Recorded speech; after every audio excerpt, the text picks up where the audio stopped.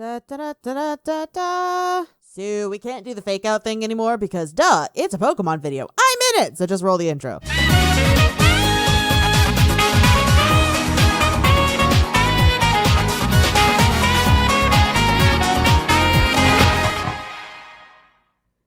Let's talk evil, biz!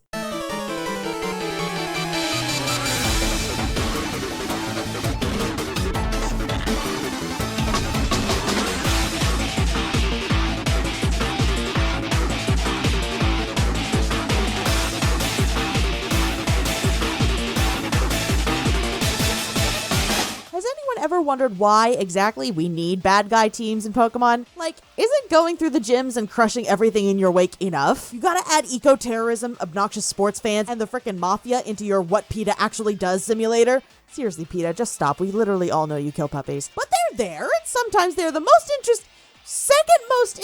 really interesting. They're fun. Okay, joking aside, throughout the generations, we have had some teams that revolutionize how we see Pokemon and build the world to be more complete. So for today, I'm going to rank them into a tier list. Consistency? On this little spin-off series? What? Any hoozles, we need roozles, so here we go. I am ranking these bad guys based on how clear and intimidating their motives are, and how well they attempt to execute their plans. Design will play a factor, but not as much as this final criteria. The leaders and admins that you fight in order to win. Throw in a few bonus points for their music choices. Holy cow, some of these tracks slap! And there you have it, criteria. I suck at transitions, let's go!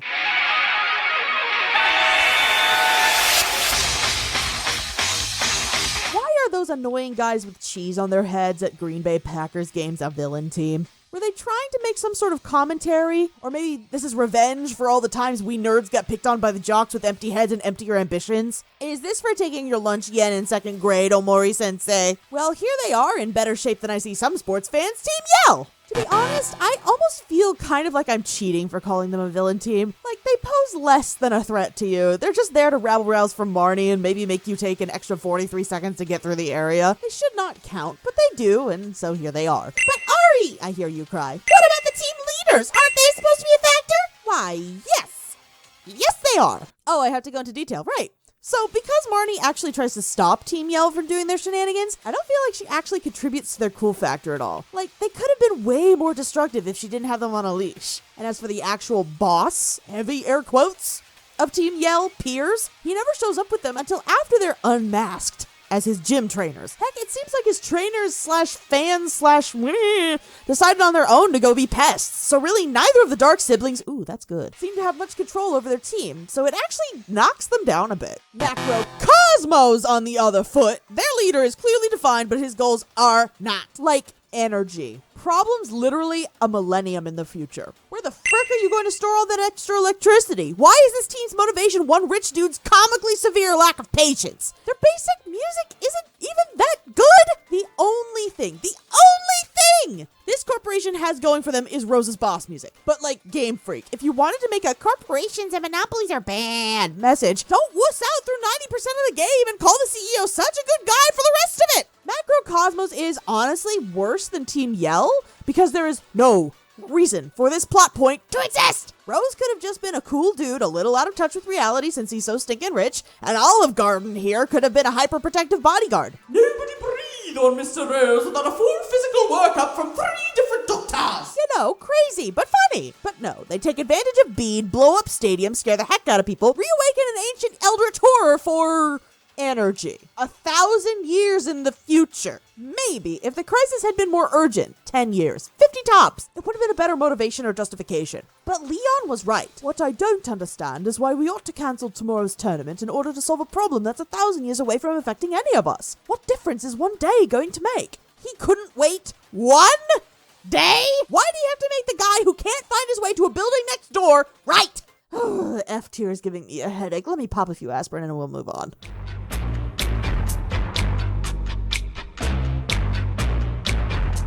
Pretty much all of you are going to be surprised at this first entry on D tier. Now, just like with the Rivals tier list, I am going in generation order per tier. F tier was just unlucky to have both of them be from the same game. F tier is weird like that, both times. But in any case, let's talk about Team Snagam.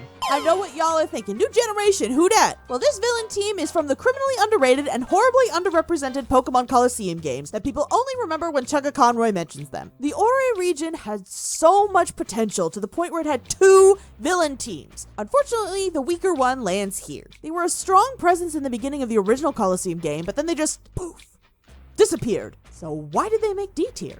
Because Team Snagam gave us literally the most interesting protagonist in Pokemon history. Wes is a former member of a team of villains that stole Pokemon from people. Like, caught them and forced them to fight for evil. It is hinted that he's actually not that bad of a guy if he has 2 Pokemon that only evolve through friendship, but he was still a criminal. He rides a motorbike and lets his evolutions ride in the sidecar until Rui comes along and boots them out. Ugh. But what Snagam represents, a more active, diabolical side to Pokemon crime, is something unique. What gets them so low is the fact that they do kind of disappear and aren't as ever-present as most of the other teams, but being a team that actively influences the story of Pokemon Coliseum gets them a lot of bonus points. On the opposite end of the scale, we have Team Plasma Nouveau from Black and White 2. No, don't get your panties in a twist. I'm not talking about the OG Plasma. We will get to them later. I'm talking about the take over the world leftovers in the black berets and COVID masks 8 years too early. These guys are the remnants of a good idea. The cast-offs, the stubborn, no, I'm right, guess this was right, vaccines do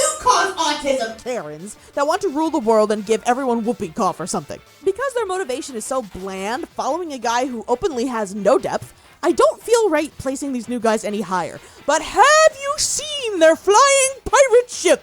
Captain Hook called. He wants to join the party with his cards of perpetual death. I'm sorry, honey. I have to give him some bonus points for style and for Geth's upgraded battle music.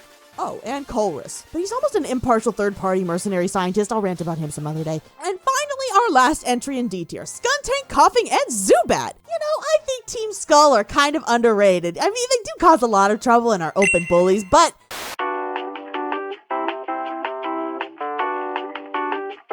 so I've been informed that nobody gives a darn about that Team Skull, so I'm going to talk about the main game's Team Skull. Blah. I had the whole segment on the Explorer series and everything. So, the Disaffected Youth Society, who finally have the bright idea to attack the Pokemon Center, Team Skull. Honestly, I like them a lot, probably more than I should. That doesn't make them good, though. They're kind of like a diet Team Rocket. The gang mentality that follows the boss down whatever dumb road he wants to go down. But here, instead of a team of super organized criminals, they're just a bunch of kids who are sick of the island's traditions and want to rebel. The citizens of Alola don't even take them that seriously because they're pretty harmless. Except for the whole city they took over, but whatever. And even then, the Ether Foundation comes in and fixes any damage they manage to actually do, so it's all good. The only things boosting them up are their dope music. I mean, how surreal was it to hear what almost sounded like gangster rap beats in a Pokemon game? And, well, hey guys, it's your boy, Guzma! we have a leader with this much charisma, a boss theme that just forces head dancing, and one of the best bug-type teams across all the games. I see you there, Green Scorpion. I cannot in good faith put them in F tier, no matter how ineffective the team itself is.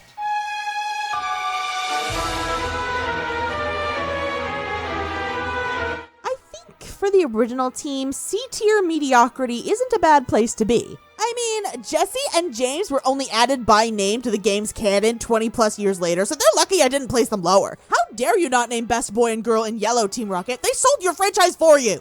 I have to be honest, guys, Team Rocket was a lot scarier to me when I was younger. A bunch of people who could come along and steal the Pokemon that I had just grown so attached to if I lost? Babby Ari was crying every time she walked into Silphco. Not just because of the stupid teleporting puzzles, mind you, but still crying. When I got older and realized, oh, they didn't take my Pokemon even if I lost, a lot of the fear factor kind of went away from me. Each version of their signature music is cool, kind of dark and sinister. But the music has been eclipsed by better specimens later on down the line. Then Gen 2 came along and I just, hi again? I mean, don't get me wrong, I sure do love me some corny and ineffective villains, but like, you didn't even give me the amazing gym leader twist from the first game? Just some dude in a robe on top of the radio tower? It felt like Plasma Nouveau, like we got the table scraps of something good. Though to be honest, cutting off Slowpoke tails is kind of metal. Why is the first encounter with the leftovers the most intimidating Team Rocket as a whole has ever been? Until Rainbow Rocket. For the love of Hilary Duff on a stick, Gen 7 brought the party Daddy to Ultra Sun and Ultra Moon, and the bad Mamma Jamma himself, Giovanni, returned in all of his glory, ditching his son once again. Like, seriously, the Rainbow Rocket arc would have only been improved if Silver had also shown up and was battling them all with you. Gonna be real here. If Blue and Red can show up at the battle tree, my boo Silva can be here too, dang it. Rainbow Rocket was everything I never knew I needed. Bless you, Game Freak. The music, the callbacks to nostalgia, the Pokemon, the panache. Oh, I love it so much. But because the rest of their showings are mediocre and Rainbow Rocket is technically bonus content in a sequel game, I don't feel right putting them any higher. And here we have our first instance of wide-scale what the heckery, Team Aqua. Don't get me wrong, I love their designs, especially in the remake. The Grunts' costumes are simple but stylish. Shelly looks fabulous. And Archie's a hoot and a half if you picture him with the voice of Mr. Krabs. Ahoy there, Krusty Krab, how can I help you? But y'all, Perpetual Rain isn't exactly super scary. I mean, that's just Seattle. Their plan makes like 3% sense. I can't. Rain? Really? Like, if they were gonna blow up a dam and flood everybody immediately, that would make more sense. But this ain't Noah's Ark. Flooding the world is a problem, but it never felt like an immediate threat. It just looked like slightly heavier rain than we saw on Route 119. Ooh, we gonna die. Grab an umbrella. And their bit with the meteorite at the volcano, volcanoes don't rain, guys. Unless we directly address how stopping volcanic activity might affect the local climate as well as the local Pokemon, or how the meteorite might actually blow up the volcano instead, or I don't know, some other factor. Stopping volcanic activity doesn't sound super detrimental, but hey, we ain't geologists or Hawaiians, so what do we know? All I can really say is 10 points for style, but mine is several million for good thinking. Oh wait, Archie and Maxie literally have my favorite boss music of all time, so there you go. C tier. Cut, print, check the gate, moving on. So remember when I said Team Snagam was one of 2 villain teams in the Ore region? Here's the other one. Team Cypher. For all intents and purposes, they were pretty effective until Wes came along. Corrupting innocent Pokemon into attacking people and being abjectly evil through experiments and almost torture?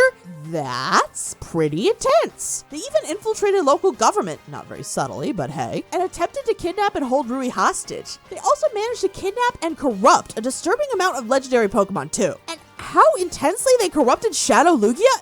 Lugia's my favorite legendary. That made me sad. And angry. Who dying? Who up on my list? And the music? What, was Tchaikovsky a hidden admin? Why are the admin boss themes, other than the obvious exception, orchestral masterpieces? Like, I love them, and I of course love the Groove Thang himself, Mirror B, but that's really all I got for them. They have amazing music, one memorable character, and frightening motives and actions, but no character to back it up. Like, I kind of remember their names. Greevil, Evis, Evice, McLovin? Oh, Lavrina! That's what it is. I couldn't in good conscience put them higher. But then we get to a team with almost too many characters, too loud of designs, and too dumb of a motivation. Team Flare. I'll admit, finally having a villain team that wasn't all dark and poison was refreshing. Fire type? Okay, we can dig it. They resist the new type of fairy too, so that's automatically something we have to work around. But like, why? Why do they look ridiculous? Yeah, the suits are kind of snazzy, but the girls' pigtails are dumb, and all the scientists look like extras in the Star Wars holiday special. And guys, I can't take them seriously. They want to blow up the world for fashion. Fashion! And they charged everyone $1 million to give them dumb suits and rap sheets. And Lysander. Lysander is perfectly happy to massacre thousands, millions maybe, because he thought the world was ugly. Like, dude, pay for some new flower beds or volunteer with an ocean cleanup crew, not mass murder! Not yet, Fur. And Prosy D mocked the heck out of him in some of his earlier vines, but he is so right. Lysander had no chill, no intrigue, no even hint of a twist, and he contributed to the lackluster paint-by-numbers plot and design of the entire 6th generation. If this were a villain team leader's only tier list, he'd at most be in D. So if I'm so negative about these guys, why are they C? Because their music is pretty amazing, and they, well, worked. That money laundering scheme worked. That laser would have worked if the coordinates hadn't been reset. People would have died. Oh yeah, and they literally killed the Pokemon that were strapped to those stones. Like, what the hell, guys? I can't even express how upset I am that these Doofus and Gabbana dropouts actually were competent. How were they more successful than Cypher, who tortured Pokemon into cruelty and kidnapped multiple legendaries? How? There is no Arceus, I swear. And finally, the last of the C tier. Best. I do have to give this team a tiny bit of props for hiding so well. When I first played, I knew Lusamine was 2 fries short of a crappy meal, but I didn't expect the foundation to turn on you. I don't what I thought. Maybe that she'd mind control the saved Pokemon to fight you? But having conservationists suddenly turn into rabid vegans because Mama told them to? Was not expecting that. Except Faba, he has the subtlety of a Michael Bay movie. Their ability to hide in plain sight, even do some outward good to cover up their dark interior, is clever. But because they spend so much of the game with a saccharine exterior, it feels a little rushed when they're called on to be the villains. Yes, you uncover some dark stuff, but we don't actually see it. We are told there were experiments and what happened, but we are not shown. Shadow Lugia was shown. Slowpoke tails are shown. The f***ing laser was shown. But Aether's crimes are only told to us via files and Gladiate. I guess that's what lowers their rank the most. They tell and don't show. But getting to the bright spots, Lusamine be a crazy, cruel, narcissistic, r/entitled parents freak show. And she's one of the most entertaining, fascinating, and downright memeable villains we've had. Other than Guzma, of course. I do hate that her motivations in Ultra Sun and Moon got watered down so much that she's almost a bad guy by obligation instead of being truly crackers. But she's still fascinating to observe. I also hate that we got robbed of a Pokemon battle against a Poke-Human hybrid, but that's not her fault. She's like if Mommy Dearest and Beautiful Minds got together and had an acid trip. I can't quite explain the fascination I have with her. I am a little disappointed that the first female villain we had was so mother-centric, but beggars can't be choosers. And her music? Genova, is that you? Nice tan. A Lowland sun does you good.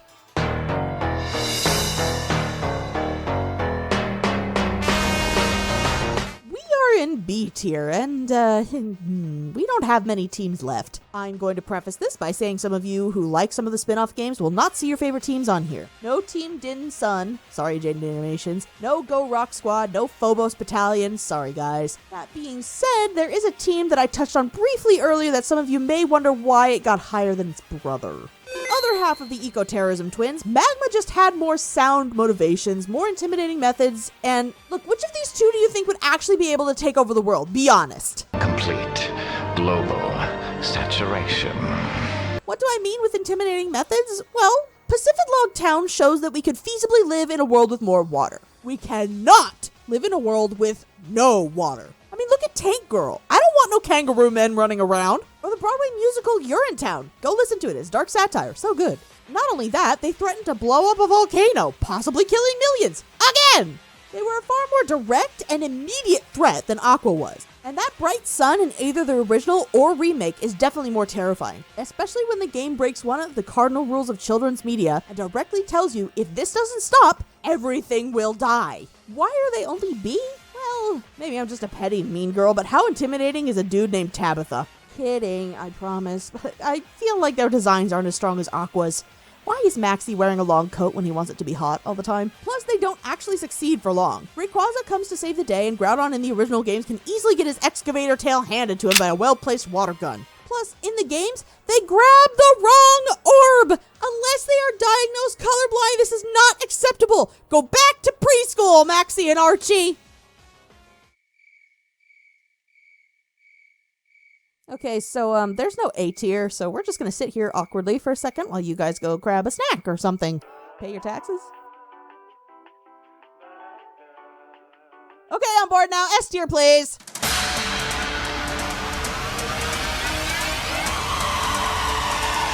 And here it is, the moment you've all been waiting for. Almost. I have to cover one more team before I get to that one that everyone and their second cousin Steve has been commenting about.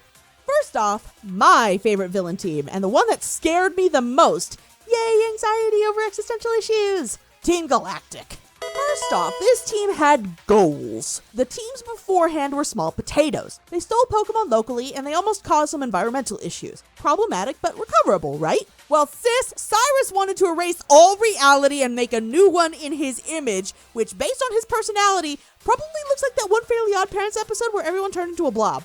But you know, he'd be the grayest and the blobbiest. He wants to Thanos everyone, not just half. Wait, oh my gosh, he's Endgame Thanos, not Infinity War. He wants to clap, not snap, and we all don't have the time to lollygag here. Cyrus is frightening on a primal survival instinct level for me. Secondly, while Cypher was into Pokemon torture first, you actually see Azelf, Mesprit, and Uxie suffering in the machines at their base. They blow up local ecosystems and take the Lake Trio by force to surgically remove the gems in their head to make the red chain to call forth the legendaries. Hi, Pokemon mutilation, stay for a cup of tea and ultraviolence. thirdly, I really enjoy the designs. Yes, they're kind of space-age B-movie kooky sometimes. Was Judy Jetson the costume designer? But that kind of works with the space and time themes of the game. The designs are sleek, practical, almost 1984-like lack of identity kind of vibes. They look soulless, except for the admins, and between Skuntank and Perugly, Lord help you if you piss them off. Cyrus himself looks so dead inside, perfectly capturing the idea that something was off with him, like that lady in Sunny Shore talked about. And can you believe he's 27? He looks like he's 50! Those cheekbones, honey, eat a chicken nugget and go outside for 3 minutes, gosh! Fourthly, the music. Each gen seemed to have a star instrument. 3rd generation was the horns, 5th was the drums, 6th gen was the strings, 7th was the vocals, 8th was the synth. 4th generation, the star of the show was the bass. And let me tell you, Mama loves her bass line, especially in Cyrus's theme. Everything about Team Galactic works for me, and they are still my personal favorite. And since I can't really find a huge major faith-destroying flaw with them, comparatively speaking, they need to be an S tier. And now finally, commercial break! I sawed this boat in half! Anywho, elephant in the room. I have seen the many comments on the rivals list about not including N. I had my reasons for that. I never saw N as a rival in the traditional sense. I always saw him as the eventually reformed leader of Team Plasma.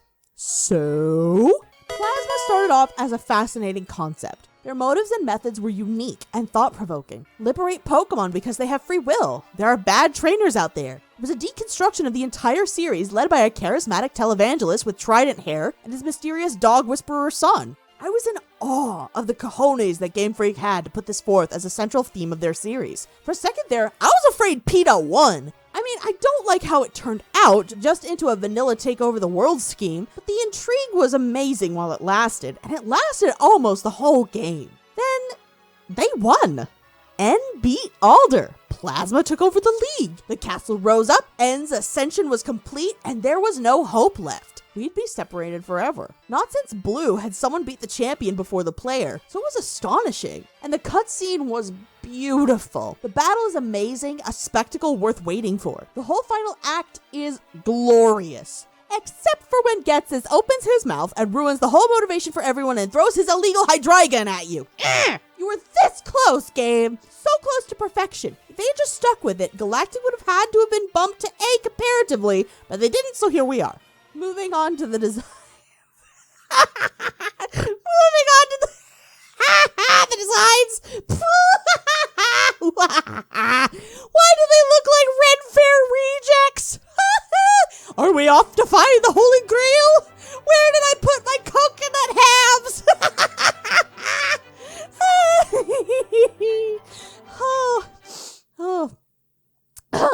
Yeah, I don't take the grunt design seriously at all. I think Plasma Nouveau looked better, honestly, but hey, since they keep talking about their king, it makes sense to have some knights. But the 7 stages look pretty cool, Getsus is intimidating, and even N's adopted sisters look good. The castle looks bomb as heck, just everything aesthetically is either so corny it works, or legitimately cool. Music-wise, holy balls. You may have noticed that parts of the music snag some lay motifs from classic Pokemon songs, which really plays into the role of Team Plasma as a deconstruction. The Grunts theme slaps me in the frickin' face, the plotting music is sinister and unsettling, N's themes are hopeful but intense, and Getsus' battle theme is haunting, discordant. I can't even explain Getsus' battle music. It is perhaps one of the most evil-sounding pieces of music ever to come out of this series. He may have just vanilla ambitions, but both versions of his battle music puts him on a whole new level. And finally, N.